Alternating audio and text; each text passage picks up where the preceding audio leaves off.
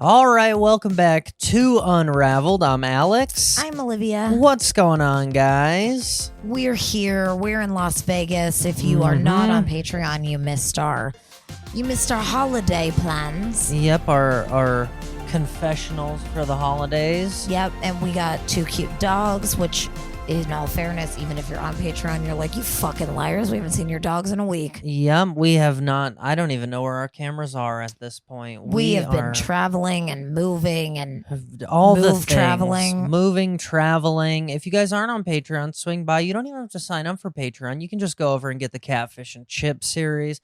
Hear about the worst thing that ever happened to us. Normally, you could watch us on our free episodes, but again, our camera is a bit MIA. Yep. And she's taking a holiday herself. Yeah, and let's be honest, none of you guys want to see the dogs, but you don't want to see us anymore. I mean, I haven't washed my face since we got to Las Vegas. You don't really have to here. No, the sweat does it. You just gotta. You just like buffer the sweat around. It's just sunscreen and sweat here. Oh boy, I looked at your parents' dementia clock today, and it's at 111 degrees. Yep. Oh boy. That's my part of the world is sickened by this. This part of the world is sickened by 90% humidity. That's fair. Gross. Hey, take yourself to Florida and you can get both. I've worked on the Strip for years here, and every single person you talk to is like, yep, but at least it's a dry heat. And I'm like, yeah, well, the hookers and blow, at least it's a dry pussy. You know what I mean? Well, that is true. You don't want to get Coke wet. It makes for a real mess. You don't want sweaty Coke. No, you do not. If you're going to snort Coke off a hooker's ass, you do not want it to be sweaty. It really changes the chemistry. Yep. If you guys haven't tuned in since the new layout of the show, we go through just what's going on in the world 3 minutes at a time, and then we get off a subject. So the episode keeps moving. We keep it short and sweet, just a drive to work, nothing crazy. And if you're not on Patreon, yesterday's Patreon came out, and it was no of the 3 minutes, none of the 3 minutes. It was a life update. Yep. So if you've been missing us, we were over there yesterday. Come swing on by, check us out. If you're not over there, swing on by. You guys kind of suck. Just kidding. And if you're not over there, fuck off. Then we don't feel as guilty about you not hearing from us in a while or seeing our faces. Yep. And our dogs hate you. I'm just kidding. They love everyone. We're gonna kick this off. Olivia wants to start us off with some FIFA updates. Alex promised me I could have 4 minutes on this. So I did. Hold on. Taking an extra minute. Hold on. Let me get it. Listen. I don't know if you're listening on Patreon, if you're listening for free, no matter where the fuck you're listening. If you've been listening over the last month, you have heard me bitching about Argentina and Lionel Messi. Oh, I thought you were going to say Peter Thiel. Well, that too.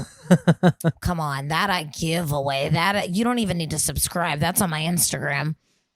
Listen, I don't want to say I told you so. But like, dude, did I motherfucking tell you so? It is so funny at every turn, even with my parents who were staying with during the holidays, we were like, yo, they're throwing these games. And my family was like, no, they're not. There were some And then they turned on the internet the next day and they're like, wow, the entire world thinks they're throwing these games. Yes. So first, I will say I have hated Argentina and I have hated America long before the rest of you. I just want you to know. In regards to FIFA and also in regards to country, but this is about FIFA. So I've hated Argentina. I watched the very first Argentina game, the round of 48, and Lionel missed like the absolute closest penalty kick he could have ever been given the opportunity to take. And I don't mean it got blocked, and I don't mean the other players on the other team were better. I mean, he literally did not even get the ball remotely near the goal. And I was like, who is this motherfucker and why are we bragging about him? If you don't know, I'm a Ronaldo fan. Hashtag he didn't do it. Anyway. Hashtag get the lashes. Hashtag his face is too hot to grape anyone. So anyway, I've been anti-Messi since shit got messy, since before shit got messy. But I opened my Instagram today and I see that the motherfucking FBI has opened an investigation into the Argentinian football club They haven't even investigated Tyler Robinson. They're Literally, investigating Lionel every Messi. pedophile is still walking free from the Epstein list. But they open an investigation into Argentine. It's called the Argentine Football Association for money laundering. To what tune? $300 million. Whoa, that might be pocket change to a Trump, but that's a lot of money to the rest of us. Yeah, for some of us, I'm still selling shit on Marketplace for $5. Yep. So, aside from Messi sucking, aside from the U.S. being given like a free go at it, right? This red card with, what's his name? Boogaboory. That's not his name, but yeah, whatever. If you didn't hear about that, there was a red card given to a U.S. player, and then it got rescinded, and he got to play. The point is, it's all FIFA has all been sloppy. And if you didn't catch the game with fucking alien FIFA president, whatever his name is, Giovanni Infantili or whatever, sitting next to Howard Ludnick at one of the games, I'm pretty sure it was the Argentina game. Don't quote me, but all of it's gross. All of it's disgusting. The last point of it is, and Alex and I have been talking about this, Lionel Messi, who is the captain of Argentina, who says he's Argentinian, by the way, holds 3 citizenships, Argentina, Spain, and my home country of Italy. He plays for Inter Miami, which, if you're listening from out of country, that is an American team. Football club. Owned by none other than, dun, dun, dun. You want to tell him? Who? David Beckham. Who also employed his very own, there's my timer, piece of shit son, who's retired from football at the ripe old age. Full-blown LeBron. Of like 22. Nepoed his kid into sports. He didn't even have the decency to marry a supermodel who hates his family. Hate it all. It's all dirty. The whole thing is rigged. I have so much more to say. We're going to go to Patreon at some point, and I am going to rant and rave. It is so funny that... all I really wanted to know is that I hated Argentina first. Okay, yeah, you did. That you did. Don't be a bandwagon hater, okay? Everyone's just jumping on your hatred. I know. I hated America. I hated Argentina. I will say you were late to enjoying the Holland guy, so... Very late. And he supports Palestine, which is very sweet. And listen, no matter what he supports, his face has got to go. Honestly, just that haircut. And that comes from someone who used to have long hair. If the haircut's the issue for you, you are Ray Charles. It's the nose for me. Alrighty. What do you got? I found something fun. In Japan, you can pay for a service that helps you disappear from your current life and start over somewhere else with no trace left behind. This practice is known as johatsu, meaning evaporation. These services assist people in leaving quietly, often arranging relocation, housing, and the steps needed to rebuild life under the radar, commonly used by those trying to escape debt, pressure, or difficult personal situations where starting over my language feels like the only option. So I saw that on Instagram the other day, and I looked it up. And yes, it is real, and it is legally permissible practice in Japan, known as johatsu. It refers to citizens who intentionally erase their identities and abandon their jobs, homes, and families to start a completely new life under the radar. And I have never wanted anything more. The only thing I want second most to that is Japan's dopamine sites, if you didn't catch our last week's episode. It is witness protection that you pay for. I would do it if I could. And they are a country where if you get fired from your job, you got to stab yourself in the heart with a little dagger. Yeah. So it's better to just relocate than anything. Does it say on there how much it costs? I can look. Let's see. But the phenomenon is deeply tied to Japanese social structure, strict privacy laws, and a dedicated niche industry. Why do people do it? It says debt, societal shame, which is where you'd normally kill yourself, toxic environments, fleeing domestic abuse, stalkers, or unbearable workplace pressures. The night movers industry, an entire underground yet fully legal industry, supports this phenomenon. Specializing moving agencies called Yonigaya, translate to night escape shops, openly offer disappearance services. Prices generally range from 50,000 to 500,000 yen, which is $350 to $3,500 USD, depending on the level of risk and how much luggage needs moving. So for $3,500, you can get away from your debt. $3,500. Anywhere from $350 to $3,500. I mean, that's insane. No matter what your debt is. Mm-hmm. Operatives pack up a client's belongings in the dead of the night, erase digital footprints, which I can't even do. Yeah, I mean, you got to pay more than that just to get yourself pulled off the internet here, and transport them to a secret location, shelter, and work. They frequently relocate people to neighborhoods with a history of day labor and anonymous housing, and where cash transactions rule and few questions are asked. I want to do this so bad. Me too. All I want to do is just go away. Me too. For $350, I don't even own enough. They say depending on how much you need to bring with you. I got nothing. I'd buy something to go. Well, our dogs would. I think bringing dogs would cost something. No, they're part of the disappearing, aren't they? I don't know. Do they have? I'm not sure. They both have social profiles. No, but I mean, I thought we got to disappear from them too. Oh, you mean they get left behind? No, I would absolutely take them. You guys can't see their faces and how disappointed they are in their dad right now. Under Japan's strict act on the protection of personal information, police are legally prohibited from tracking or disclosing an adult's whereabouts to their family members unless a clear crime, suicide risk, or accident has occurred. No ID tracking. The burden on families because the police cannot intervene in non-criminal separations. Families are left entirely on their own. Their only option is to hire expensive private investigators or simply live with the unresolved grief. Boy, I would love it. I want to do it so It's also bad. a wild idea. Like, if you grew up at all watching Mary-Kate and Ashley, and when they entered witness protection and went to Australia, I believe, it's like a big feat. Yeah. And I'm sure that's not at all true in the movie, how big of a feat it is. But in real life, I imagine it's bigger. Oh, man. I just want to Japanese evaporate. Also, Americans, we're getting fucked on everything financially. Yep. Imagine if Americans could pay for that.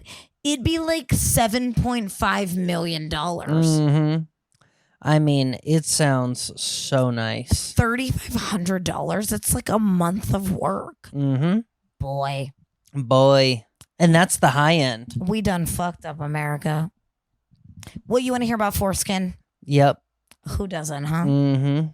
So I found this article funny because we have talked extensively about, Alex and I don't even think we want kids, but if we do, I have made it clear that if we have a little boy, his foreskin is going to stay intact. And I've made it clear I'm going to sell it to one of those lotion companies. Well, then you better get at least 3,500 yen. I'm going to turn it into foreskin lotion. It's a new website, Foreskin. People can write their opinions. On Vice, they're running an article that says circumcised men are trying to get their foreskins back. Oh, boy. Do you think they're just using the lotion that Oprah used?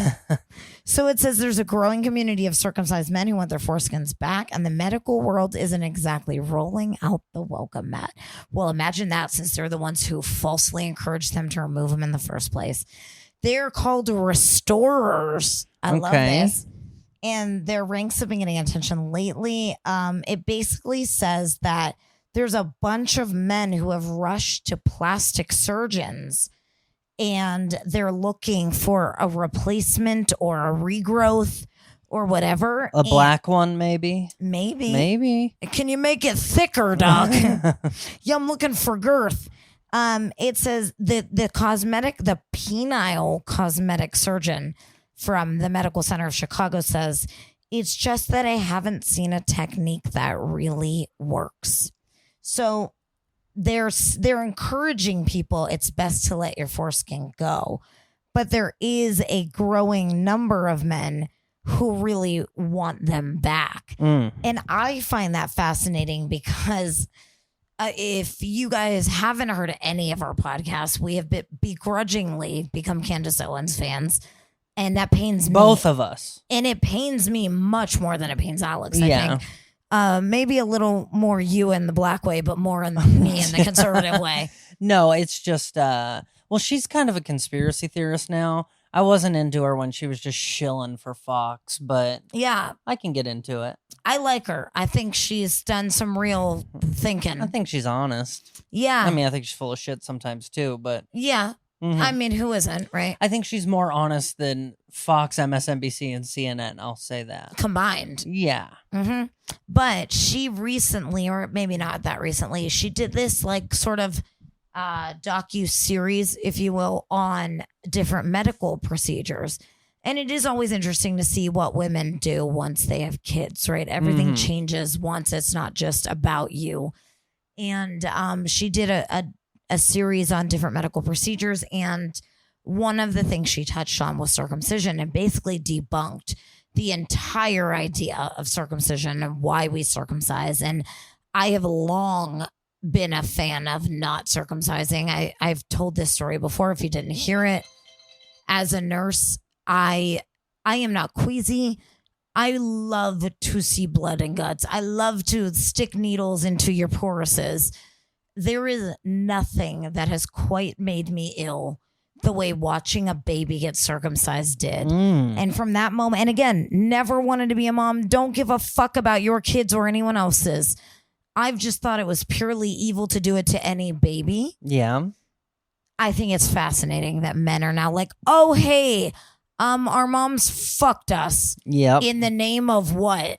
Our dicks being pretty? So you're all Howard Lutnicks. Yeah. Just, what are you worried about how cute your kid's dick is? The right kind of massages. Disgusting. Anyway, if you've had your foreskin removed and you want to grow it back, it's probably not possible, but I fully support you trying. Yep. I got one for you. What do you got? I'm not sure exactly when this happened. The article is new, but it says Starbucks app went down this morning. What customers did next is a warning for every business. When the frictionless path vanished, I haven't read it yet. Many daily Starbucks buyers simply opted out. The lesson isn't technical, it's behavioral. This morning, just after 7 a.m. Eastern Time, the Starbucks app went dark for thousands of users by 8 a.m. Down Detector showed more than 1,700 reports of failed logins.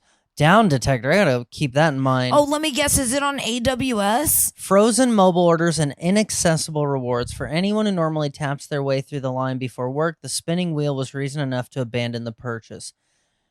Outages get fixed. The deeper story is what buyers actually did when their expected path disappeared. I was one of those annoyed customers. Oh, did they stop being a shill and buying Brian Nichols plane tickets? Since I went to bed a bit later than normal, I still wanted my coffee, yada yada. What, just can't... I hate how these people they're write. also chatty. When the app fails and a line forms, a meaningful slice of regular customers takes one look and leaves. No coffee, no delay, just gone. These aren't occasional visitors. They are the high-frequency buyers who have been trained by Starbucks and by their routines to treat mobile ordering as the default. When that default breaks, many switch to the in-store line, or many don't switch to the in-store line. They simply remove the purchase from their morning altogether. Can I complain? I bet you're gonna. If it's that easy to just remove it from your routine, then why haven't you? When you learned that Brian Nichols was flying a private fucking jet to work every single day. I don't think it was easy for people. I think that they've trained everyone to be convenience whores, and then as soon as the line got long, people are like, well, I don't know what to do. So what did they do? Starbucks has spent more than a decade to... Yeah, that's what I just said. When you compete on convenience, itself becomes the core value proposition. The coffee is the reward that closes the loop, but the real loyalty driver is the effortless routine. Remove it, and you're no longer offering it. Small friction breaking big habits. Habit researchers describe the loop as cue, then routine, then reward. For app-heavy Starbucks customers, the cue is often the morning commute. You just open the app and you hit order, order again. Disgusting. And you're out. You're all disgusting. The outage doesn't just interrupt a transaction, it severs the routine. When the queue fires, quit rewriting the same shit over and over, you dorks. I bet they get paid by the word. Yeah. What marketers should take from this: audit the journey for hidden reevaluation points. Map every high-frequency customer path. Where does friction appear if the primary channel fails? And I don't give a fuck about the rest of this because this person sucks at writing. I just think it's hilarious that with all the outages on every app taking place these days, people go elsewhere. If your I'm whole curious where business, they went. if your whole business model is convenience, people will just leave, and I'm kind of glad to hear it. I have 2 points I'll make. One is it's not convenient. No matter what the fuck you do, Starbucks is not convenient. Quit acting like because you ordered ahead, the drive-through line still isn't a million cars long. I'm sick of it. And 2, you're disgusting. Oh, If yeah. the thing that it took for you to quit supporting oligarchs is your app going out, you're the problem. Hi, it's you. Mm-hmm. You're disgusting. You're all disgusting. Alrighty. Literally since the day that Trump was elected, I don't think I've gone. I have given up my motherfucking birthday treats twice.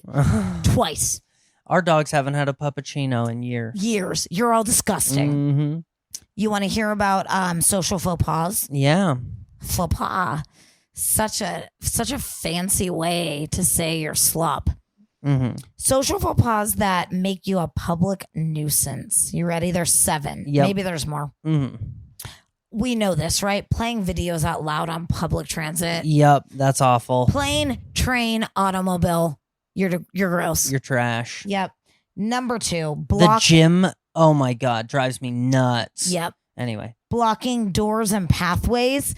This is 100% a boomer problem. It's like they cannot type and walk. I will say, because I used to work in line control at a casino, everybody just stands in the doorway. Everybody. And it is I was raised to get the fuck out of people's way. And nobody is anymore. Nope. Number Our parents 3. used to tell us we sucked and move And now over. they're the ones blocking the fucking lines. Yeah. Ignoring kind social gestures. Mhm. It says there's a dance we do with strangers in public, a graceful choreography of small gestures, from holding a door to stepping aside to let someone pass. So if you are that kind of person that does not do those things, you're an animal. Number 4, going on the phone in the cinema. I feel like this is a British article. Yeah. If you did not listen a couple weeks ago, we talked extensively about Alamo and how they're ruining their business model. Mm-hmm. Number 5, standing too close to the baggage carousel. That's an interesting one. That's probably one I break. In all fairness, I can't see. Yeah. When there's a big fucking tubular looking for their bag. Everybody just backed up. You could all see all of the luggage. Yep. Not respecting the laws of the queue. It's Mhm. definitely a British article. Yeah. Number Cutters. 7, taking up excessive space. Yeah. So they're saying man spreading is not a new phenomenon, but now it's all genders all the time. People are hogging communal space. Mm-hmm. Number 8, oh Jesus, public grooming. Yeah. What are you actually doing? Mm-hmm. Like, I don't even know what that they're referring to. I don't know that I want to know. Yeah, just trim my pubes on the Southwest flight. Number 9, getting too personal. Ooh, this is actually, I take it back. This is probably the one I break the most. Number 10, filming strangers without consent. Yeah. What do you think? What do you break the most? Oh, Public go grooming? through them. Just give it a. Okay, well, one more. I just go through it. Oh, I can one read it silver. as Okay. it goes. I don't- Videos out loud, Yeah. blocking doors, ignoring social gestures, phone in cinema, standing too close to the baggage carousel, laws of the queue, taking up excessive space, public grooming, getting too personal, or filming strangers without their consent. Getting too personal. Have you ever sat next to someone on the train who majorly overshared? That's probably me. I like to do it. You I like think to it's overshare? funny. No, I don't. It's not even most of it's not even real. You just fake I just share. like to, I like to make people feel uncomfortable. Yeah, me too. Yeah, if you're getting too close to me, you're playing music on your phone, you're trying to film people without Boy, their will I consent. tell you about the shape and size of my asshole. Yep, and that's what I'll do. So Listen, I think everyone who did go through the Starbucks line after the app was down, they deserve to be overly shared too. You did this. Yep. You want one more? I want one more. Let me start a timer here. The $10,000 MacBook Pro is here. Apple is charging you an AI tax. That's what it says. Oh boy. I love being charged for something I don't want. Apple's laptop now costs $3,000 more than it did last week. Maybe you don't need the most powerful MacBook Pro, but last Thursday, Apple announced price hikes on most of its products. The cheapest laptop, the new Neo, debuted for $600 just a few months ago. Now it's $700. The base tablet costs 30% more. iPhones are the same price for now. Every Mac and iPad model is now more expensive. So are other gadgets. The HomePod Mini will set you back an extra $30. The day the new prices hit Apple's website, people ran to Costco and Best Buy hoping to take advantage of some lag between the new and old world. The products are more expensive because they now cost more to make. Specifically, one particular component has become considerably more expensive. Oh, is it the chip? RAM. Oh. RAM, because nowadays with AI, boy, I wish Trump had signed a RAM deal. Everyone's I've been bitching about this forever because of all the editing software. Everything you do, my computer used to fly and now it can't use anything because everything is tracking you, running AI in the background. Checking the diameter of your pussy. Yeah, tracking everything about you. So it says, blame the AI boom. Data centers use a gargantuan amount of memory chips amid the frenzied AI build-out. The world doesn't have enough to go around. In a statement issued the day of the price increases, Apple wrote that the rapid expansion of AI data centers has forced its hand. We've never seen a component price increase this much, this quickly. Seemingly every laptop maker has already jacked up prices at this point. Microsoft raised Xbox. Well, how else is Bill Gates going to afford to infect you next? The effect of the memory shortage extends beyond laptops and gaming consoles. A coalition of trade groups recently wrote to the Trump administration the memory shortage was jeopardizing the production and availability of automobiles, medical devices, and other manufactured goods. If there's one company that should have been able to weather the crisis, it's Apple. Anyway. How would they profit, though? Yeah, AI, once again, this is... How would Tim Cook pay for all the gold he puts on Trump's desk if he didn't charge us 30% more? It is just so funny that I have multiple clients in the world of editing and whatnot, and I have to tell them every week, like, yeah, the internet just isn't what it was. It just sucks. It's not what it was. It takes me longer to download your shit, to upload your shit, to do all of it. It's all going out the window. Yep. So, and you know what's funny is we have talked a lot of times about getting a new editing computer, maybe even to share and using our computers for personal shit. And it's like, now I don't even want it because however bad the AI is on our old ones, boy, is it in everything in the new ones. Yeah, I mean, I literally just want to build like a gaming PC for editing the way I should have 5 years ago. I just want to bring a flip phone into a hole and wait to die at this point. That's where I'm at too. It's gross. You're all gross. You're taking over the world with something nobody wants. Whether it's fucking Messi soccer or AI computers, you're graping the world and we're all sick of it. All right, I have one more thing. I won't do a full 3 minutes on it. I just have big news for you. Oh. 12 months, 16 days, 21 hours, and 54 minutes. 10,025 hours. I don't even know if that's a number. 12 months, 16 days, 21 hours, and seconds. That's how long it took someone to finally get their Trump phone. Oh, did they like it? Oh, boy, I hope they liked it. It's gold tacky and had a tiny scratch straight out of the box. My phone came with came directly from Eric Trump. Came with a free Trump mobile SIM card, even though I'm not signed up to the company's mobile plan. A 33-watt charger, a gold and black braided USB-C cable that feels cheap. And as for the phone itself, my first impression was how oddly tacky it is. I mean, setup went smoothly at first. It installed all my usual apps from my Google backup to go alongside the pre-installed Truth Social.